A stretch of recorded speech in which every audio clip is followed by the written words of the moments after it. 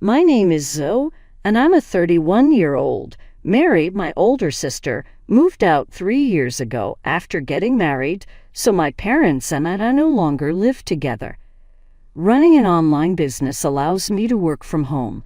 When I was in middle school, my grandfather surprised me with a computer for my birthday, and I immediately became fascinated with app development. I was pleasantly surprised by how successful it was. Unfortunately, my grandpa died 4 years ago. He shared our home and was the one person to whom I felt an overwhelming sense of closeness. I withdrew emotionally after his death. When my parents are at work, I find that I have plenty of time to myself to get things done in peace and quiet. They simply assume I spend my days playing games because they have no idea what I actually do for a living. Mary, my sister, thinks I'm stupid as well. As a child, I frequently went unnoticed since my parents preferred her. Feeling isolated from my family fueled my interest in computers.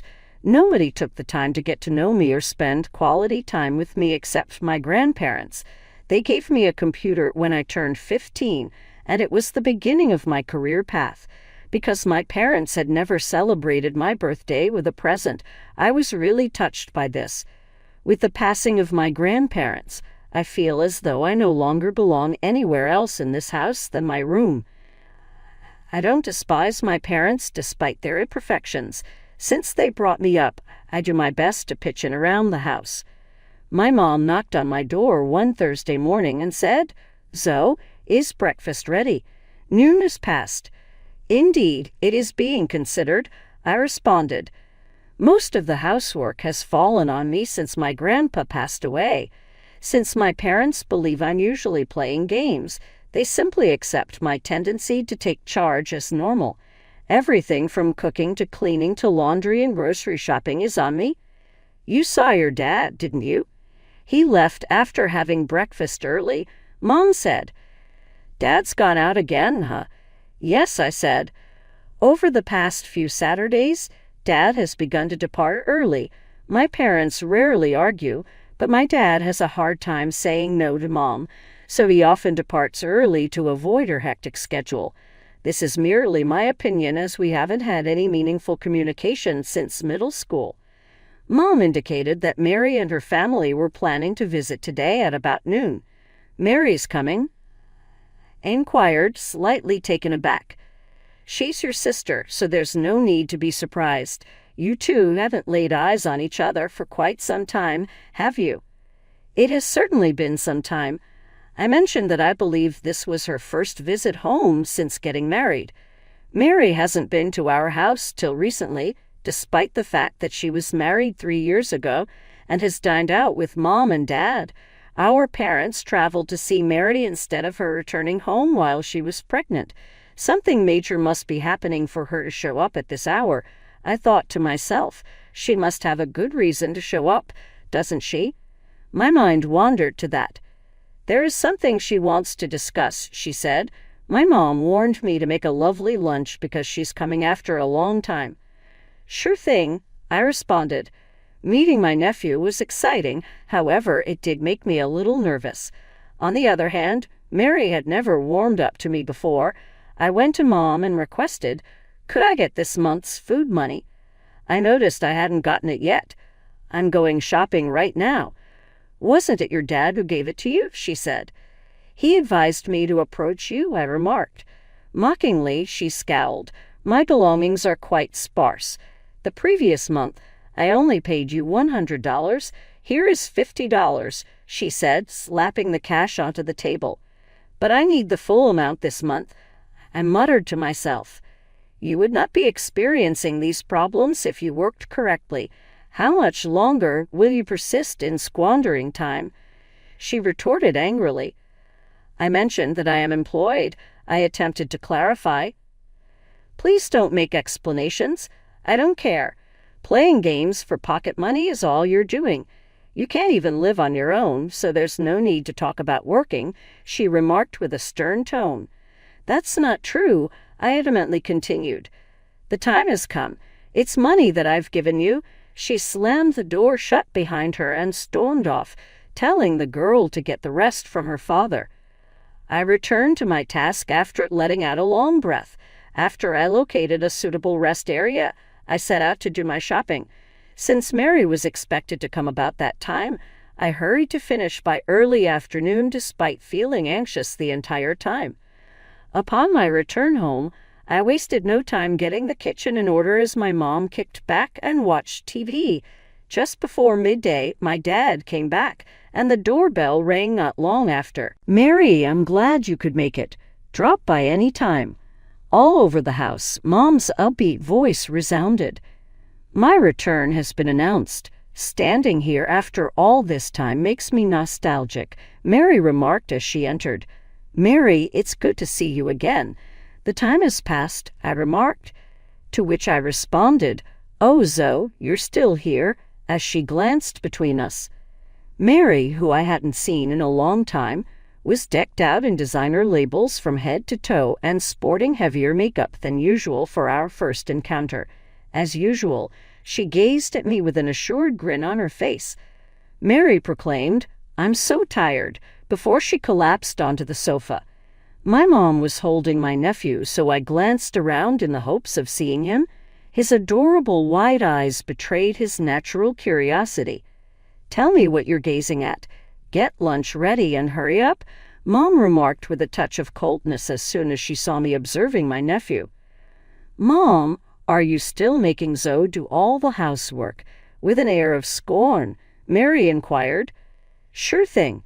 Since she's going to be spending the whole day playing games in her room, she might as well be useful," Mom said. "I agree with you. Just being here costs money," Mary smiled and said, and they both carried on with their upbeat talk. I made an effort to strike up a casual discussion by inquiring about Mary's marital life. "Do you like married life, Mary?" I spoke cautiously, expressing my understanding that caring for a child and performing chores must be challenging. "I don't do any housework," she said. "Having to do duties like you do every day is something I despise." "What do you mean?" I inquired, taken aback. "We have a housekeeper, so I'm free to do whatever I want," she remarked with an air of superiority. It came to my attention that Mary's spouse is a physician. They were engaged, and Mom and Mary were overjoyed that she was marrying into an affluent family. "Having a housekeeper sounds great. Is your spouse occupied with his job?" "Excuse me," I inquired. "Indeed he is. Emergency calls keep him very busy, even on his days off," she explained. It was good to have a civil discussion, notwithstanding our differences. And just like that, Mary's tone shifted. "You lead a really carefree life. Are you aware of the amount of effort our parents put in?" She interrupted me just as I was going to put the finishing touches on the dish. "What? Could you please clarify what you mean?" My response was bewildered. "Are you still feigning to be employed? She was quite harsh with you, since you should know by now that Mom needs to work more because you aren't self-sufficient. I've informed both you and Mom on numerous occasions. My income from working from home is sufficient to cover my expenses. Rest assured," I reassured them. "If that's the case, you should probably just pack up and go on your own. If you're really making money, it's probably not much more than a few cents here and there, isn't it?" "You've never had to struggle like Mom," she said, unconvinced by my words. She saw me as a helpless brat who was just interested in our parents' money. "Grandpa and Grandma left this house to me, therefore I'm staying here. For me, this place holds countless cherished memories," I responded. "For some reason, I still can't believe you're around here." She expressed her distaste for staying in an old house. "Even though it's an older house, we made certain modifications so Grandpa could move about more easily when we remodeled it for him. I don't find it inconvenient because the kitchen and bathroom were rebuilt and we have better appliances." She may have felt irritated by their ways and hence has no relationship to this area, even though our grandparents adored Mary too. It was the ideal decision for someone like me to marry into a wealthy family. But that's just not going to happen, Mary continued, and Mom couldn't help but join in the laughter. You won't be able to live independently, get married, or even show us grandchildren. You're simply not useful," Mom remarked. Marriage isn't everything, in my opinion. Attempting to maintain composure, I stated, "I earn my own money, and that's fine with me." "Please just stop saying that and stop being dishonest. Your lies are getting old for Dad, Mom, and me," Mary stated with a chill. That very moment, my nephew began to sob, and my mom gave me a furious look. I turned away from her stare and returned to the kitchen, where I continued to grumpily make lunch in quiet. After realizing there was no need in continuing to explain things to Mary or Mom, I stopped trying. Mary continued to devour all of my made meals despite her criticisms. I had heard she had some urgent business to attend to that night, but she had failed to bring it up before she departed. Having said that, I did observe an oddity in her actions. The rooms on the upper floor, the bathroom, and the kitchen were just a few of the places she continued to search. We had been slowly renovating these areas since she left, so her meticulous scrutiny looked strange. However, she departed silently, leaving me to ponder our future encounter. My mom got up and started talking the following morning while I was preparing breakfast. "Get the house in order and have supper ready for next Thursday. James, Mary, and the kids are on their way. The couple paid us a visit yesterday. What brings them back? Why is her husband also going to be there?" I inquired, taken aback. "You shouldn't be surprised. Remember to keep your calendar available, because Mary mentioned that they have an important matter to discuss, and you too. All I can say is that I'm looking forward to seeing the kids again," Mom said. Anxiety gripped me. It was unexpected that Mary, who hadn't been back since her wedding, would be returning so soon, this time accompanied by her husband. It didn't feel right, and I couldn't understand her true motives. It was already being discussed between Mary and Mom, and I had no idea. "The house is actually in Zoe's name, isn't it? Why did Dad do that?" Mary inquired. She said, "Rest assured, the only way to get Zoe to stay is to treat her like she's a burden. This place should be ours to live in," Mom said. Thursday arrived unannounced due to my overwhelming workload. James, Mary's husband, came to introduce himself before their wedding. It was our last encounter. It was his father who had influenced him to pursue a career in medicine. There was an icy quality to him, despite his good looks. His mother's joy at learning he was the son of a doctor made her welcome him with open arms. However, James had not paid us a visit since then, and we had not seen him until now. I had already laid the table for dinner when my nephew James and Mary came. Since our last encounter 3 years ago, James appeared to have shed a few pounds. Mary trailed behind me as I made my way back to the kitchen. "Did you pick up these side dishes from a supermarket?" inquired her. "I wonder if this food will be good enough for us since we're used to high-quality meals," Mary observed, casting a critical eye on the dishes. "I know it's good because Grandma taught me how to make it," I said gently. For an instant, Mary pretended to be irritated, but she soon concealed her expression and smiled as she began to bring out the dishes. She usually boasted about her child at supper, gushing about how great he was compared to other kids. James remained emotionally detached and scarcely spoke while he partially listened to her tales. "Seeing our adorable child, don't you wish you had another grandchild, Mom?" Mary asked me with an icy expression as she went on. "Yes, we could have had more grandchildren by now, but that's impossible since Zoe's not even married," Mom replied as she looked at me. "Finding a spouse should be your first priority before considering starting a family.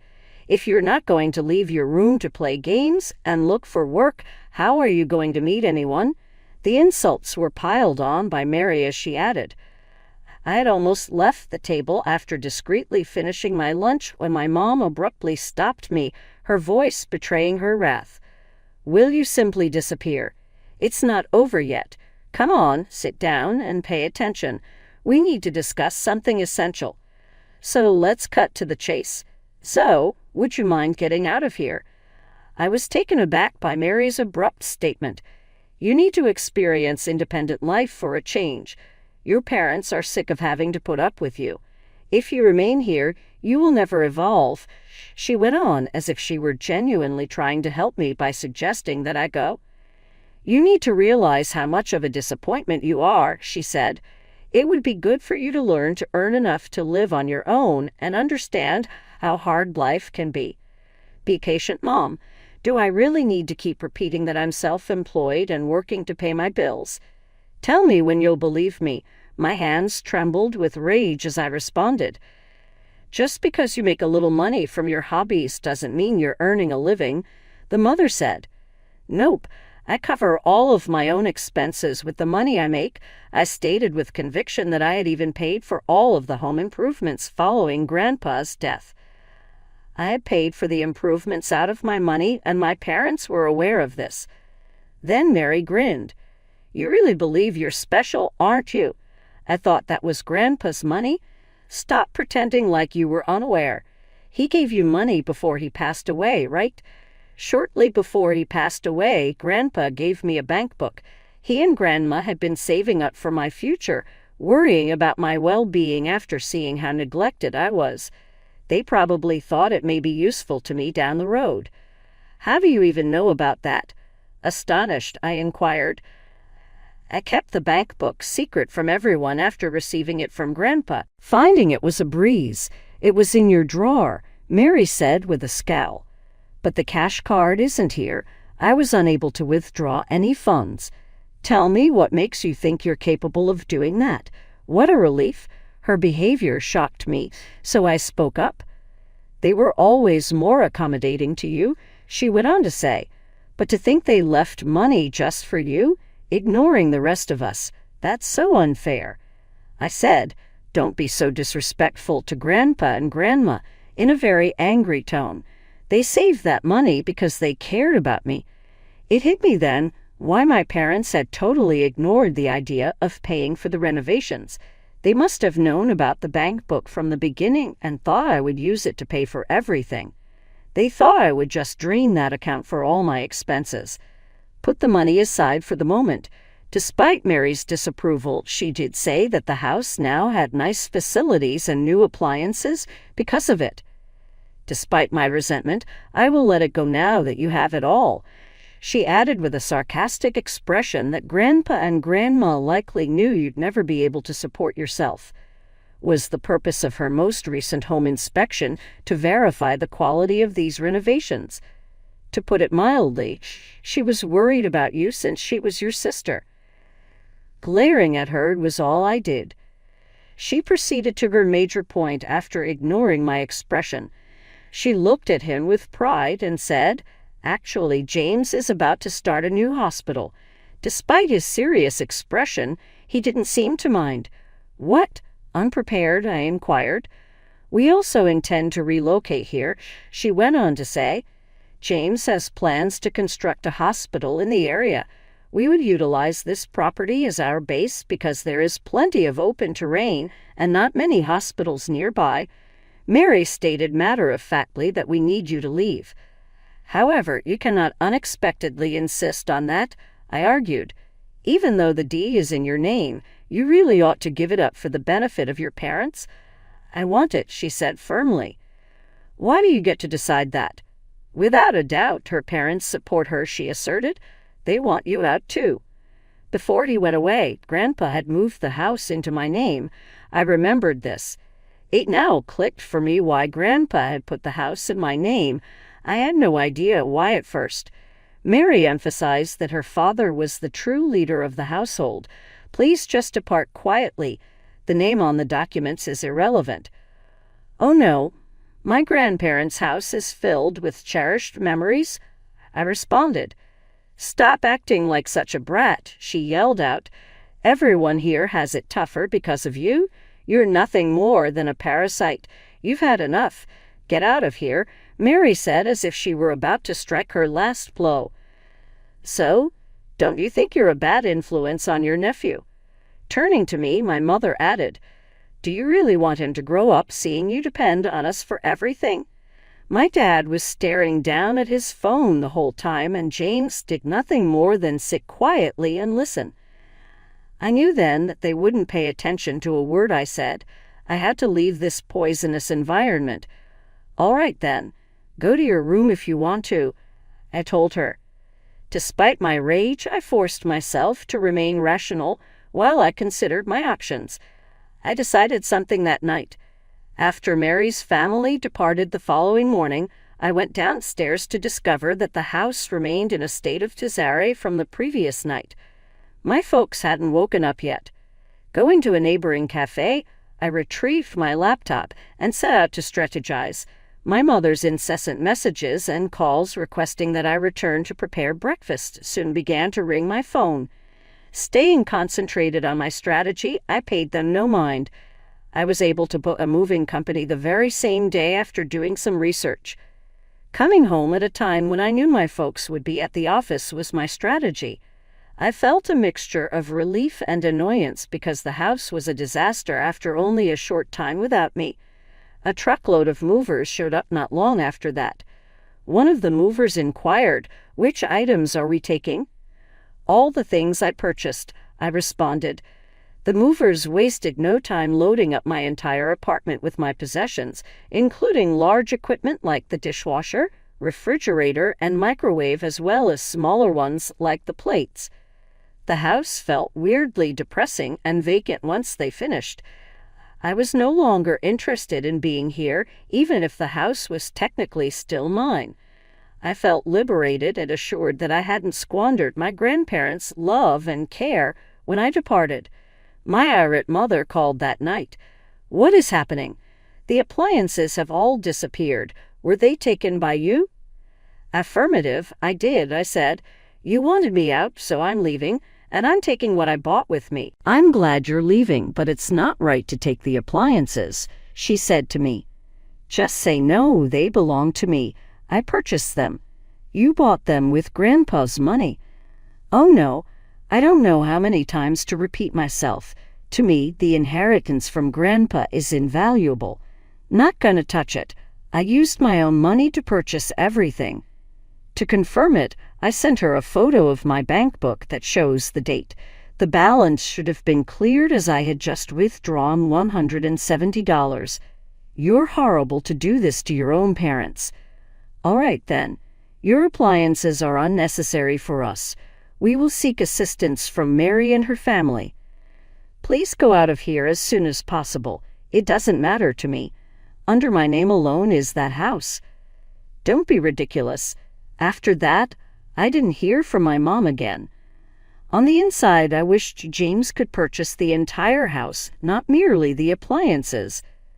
Mary got in touch with me earlier than I had anticipated a few days after that. "I hope you're feeling better now, Zoe. Would you mind if we had one more chance to chat?" It was as if she were being extra cautious. Her tone had changed. "So, what's your desire?" "Working keeps me occupied. Get things done quickly." "It seems like trying to kick you out was a mistake, at least to me. Because we are relatives, shouldn't we share a home?" "Now that you've called me a parasite, you're interested in discussing family?" "I strongly disagree." "You guys have moved in already, haven't you?" "Yes, we moved in yesterday, but there have been some problems." "Oh, regarding James, the hospital let him go, didn't it?" "Yes, I am aware. Amazingly, you choose to remain silent about it.